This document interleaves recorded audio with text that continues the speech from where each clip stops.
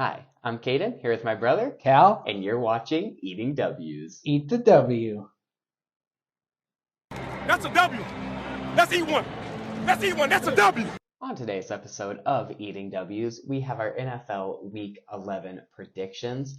Apologies for no episode yesterday. Cal and I had a crazy schedule fallout. We were out of town on Monday. I actually got called in for jury duty Tuesday morning, so that was a late night drive for me and a long day having to do the jury duty stuff. But hey, I didn't get picked, so I guess can't complain about that too much. But moving on past that, couple of bits of news since we didn't get to do those in yesterday's episode. Starting off with Deshaun Watson will miss the rest of the season after undergoing season-ending shoulder surgery on his throwing shoulder. So that's a bummer for him and for the Cleveland Browns in general because they were really trending up these past few weeks. But we're going to see what Dorian Thompson-Robins and PJ Walker can come in and do now that Deshaun Watson is out. And then a couple of signings with Michael Carter being released by the Jets and then quickly scooped back up by the Arizona Cardinals. And the Rams signing former Eagles Super Bowl champion Carson Wentz. So a little bit of a shakeup, not a ton of news this week. It's so weird calling him a former Super Bowl champion. Yeah, he got it as the backup quarterback. As it came off my tongue. I mean, it was weird, but it's true, I guess. He does. He's He's got one. But those are just the few tidbits of news. Before we jump into the predictions, just a little bit of a update on Cal and I's head-to-head pick'em game. We both had pretty decent weeks last week. I dropped 10 points and he widened the lead by one more by dropping 11 points, putting us at totals of me with 98 and Callan with 103. So keeping that 5-point gap, but hey, still a lot of games left, still a lot of space to make up for me. So speaking of that, let's see if I can make some of those up in these games right here. Starting with the Thursday night football game and one of the better Thursday night football games that we've gotten all season, pretty much since like week one, with the Cincinnati Bengals heading to Baltimore to take on the Ravens. And we start by agreeing here. We both have the Ravens in this one. This one's pretty close to me. You know, these divisional matchups always really come down to a coin toss, no matter how good the two teams are. So when you have two teams this good and two teams atop of the AFC conference like this, it really becomes a coin toss. So there is some smaller factors. You know, you got the Bengals and consistency. You got the fact that Lamar Jackson is kind of going back to that MVP-esque 2019 form of his, and he's been playing really well all year. Kyle Hamilton has totally broke out of his shell this year and is becoming an elite safety in the NFL. I always thought he would be. Definitely a couple reasons I'm going with the Ravens, but really the big one is, as it always is when it's a true coin toss for me, just go with the home team. They got the home field advantage. Not much traveling for Cincinnati. It's not too far away. Not as close as when they go against the Browns, but not too far nonetheless going over to Baltimore. But just give me the Ravens in this one. Yeah, I like the Ravens too in this one. You know, these divisional matchups, they're always fun to watch. They're always good football usually. No matter their records. But I think the Bengals are going to have an off week this week. They're missing T. Higgins again, who will be out this week for a second consecutive week because of that hamstring. And so you'll have Jamar Chase, who still is not playing at 100% due to his back injury, and Tyler Boyd leading the way with wide receiver corps. So I think the Ravens will be able to shut those guys down, and I see the Ravens walking away with a close victory here. Forgot about the T. Higgins. That is a big swing right there. Now moving on, we have another divisional matchup, this time in the NFC conference, in the NFC North specifically, with the Chicago Bears heading to Detroit to take on the Lions, and we finally disagree here. I have the Bears, and I have them marked as my upset, and Callan has the Lions. Yeah, unfortunately, I gotta say, and it seems like it's just the Lions type of year.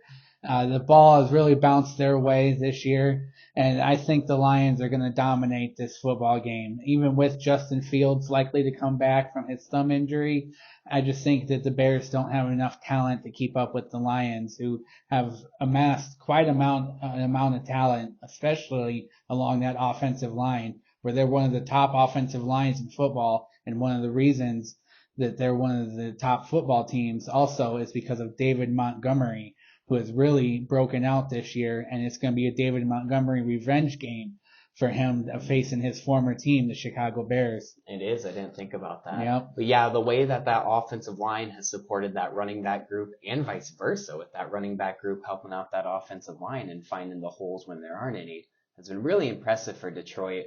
And Chicago, going into Detroit especially, has a lot stacked against them.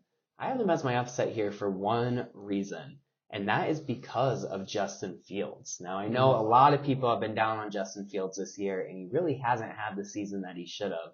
But he is a fighter, and he is a competitive spirit, and he is a winner. And this is the first time that Justin Fields truly has his back against the wall. This is the first game that it might actually be it for him. The way Tyson Bagent has been playing and actually picking up some wins, maybe against some worser teams, but picking up wins in Fields' absence. This is the first time that Fields is looking down the barrel of the gun and saying, if I don't start picking it up, if I don't start playing well, I might be out of here. And I think that he is going to have a fight, not flight spirit. I think he is going to come out and play with some fire under his ass, and I see him pulling off a huge upset here in Detroit. If they do, it's because of Justin Fields and just the dynamic player he can be. Yeah, I definitely agree. Now moving on to another NFC North team with the Los Angeles Chargers heading into Green Bay to take on the Packers. And we agree yet again, and Callan again agrees against the Packers. We both have the Chargers in this one. The way Austin Eckler has been playing recently has just been lights out in both through the air and on the ground. It is absolutely insane. That offensive line still really struggles in pass protection, but they have been thriving in that run blocking game. And because of that struggle in pass protection, it's leading for a lot of screens to guys like Austin Eckler. So I think he single-handedly is going to be able to beat the Packers, who have struggled in run defense as of late.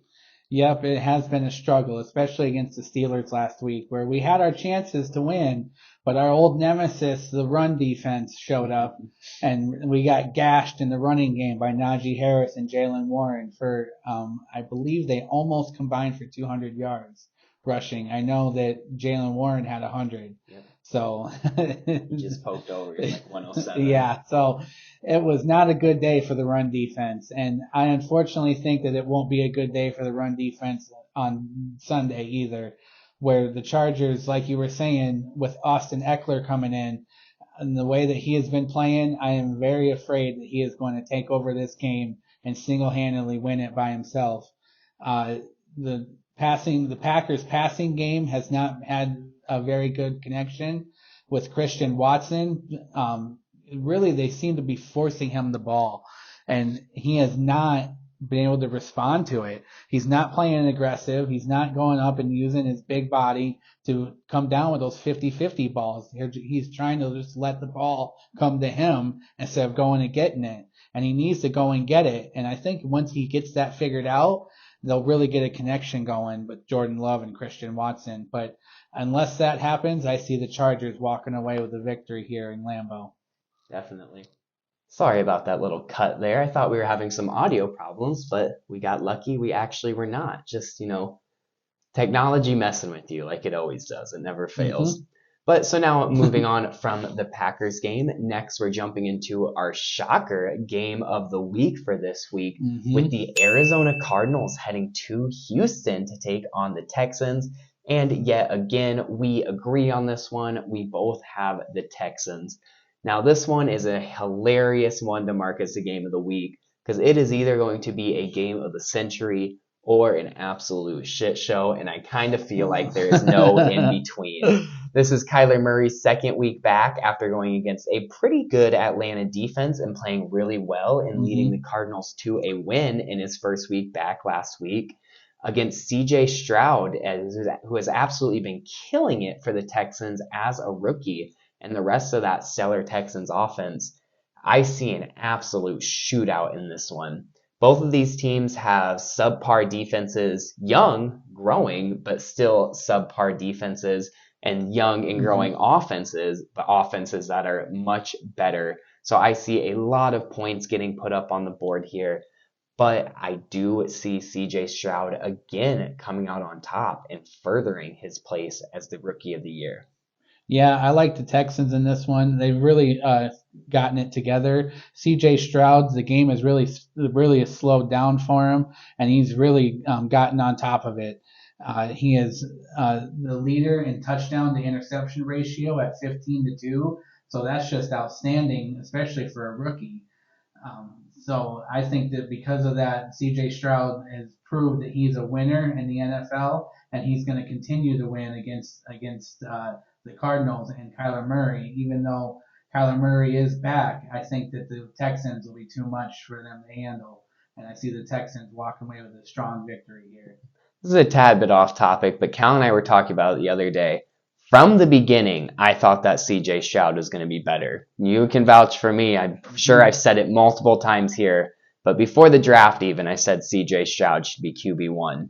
But I did not realize the huge gap there was going to be between CJ Stroud and Bryce Young. I thought Stroud would be better, but I didn't realize that he would be this good.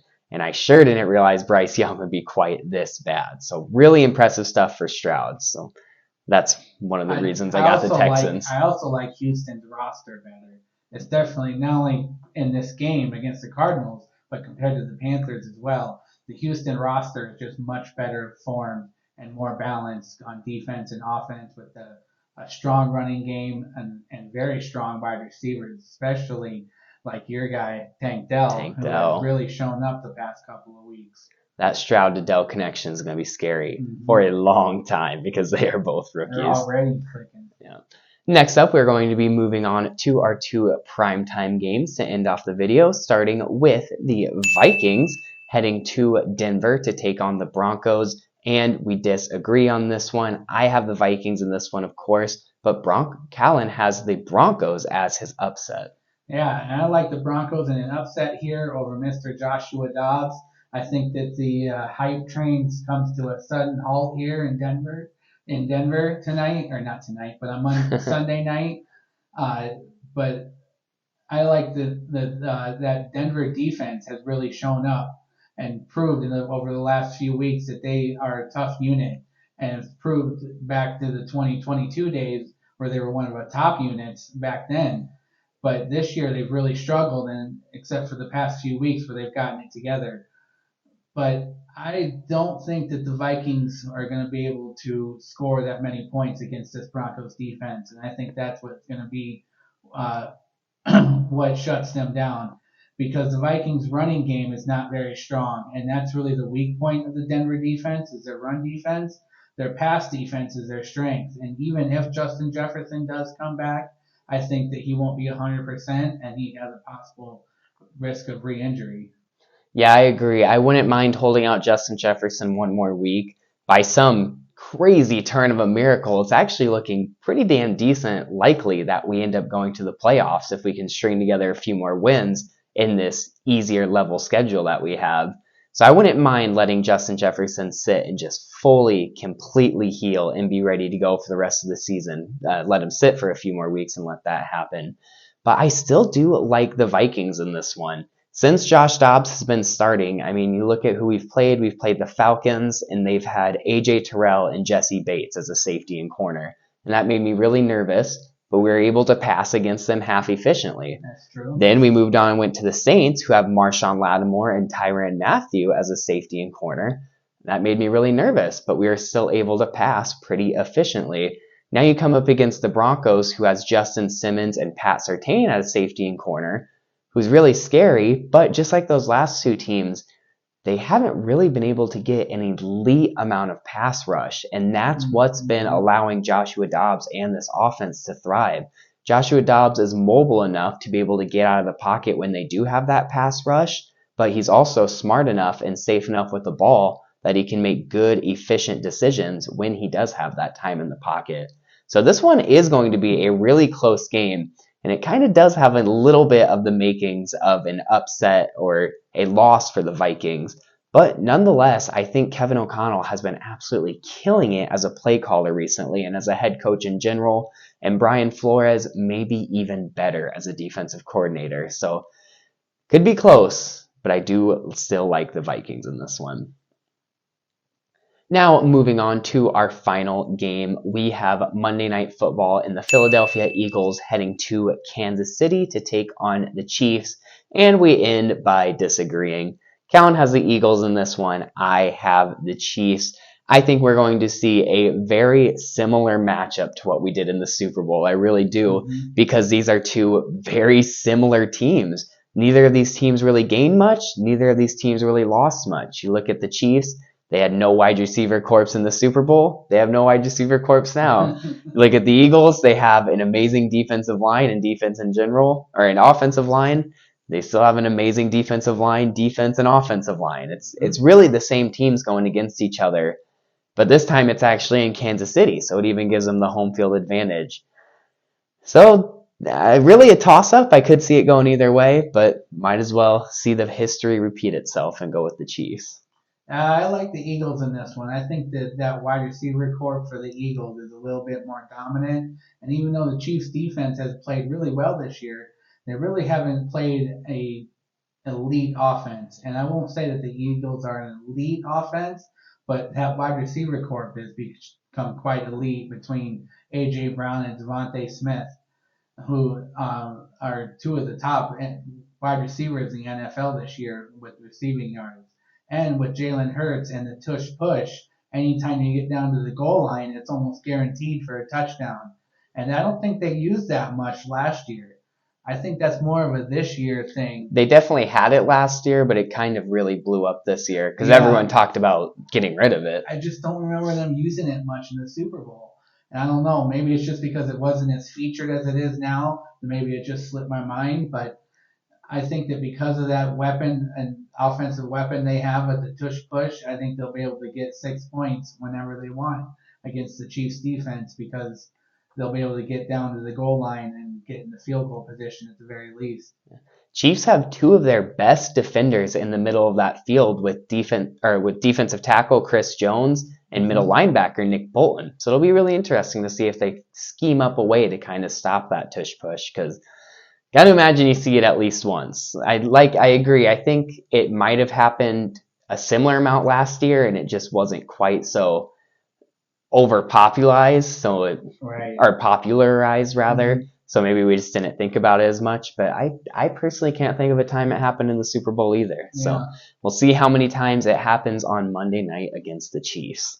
So that was our NFL Week 11 predictions. Thank you all so much for watching. We have some more travel next week, so it might be another little bit of kind of a janky cluster episode, but we're going to see what we can do. And then after next week, not next week, but the week after that. But after that, all through December, it should be running a lot smoother, much less travel planned. So thank you all so much for sticking with us through the kind of bumpy road this last month. But until next time, don't forget to eat the W.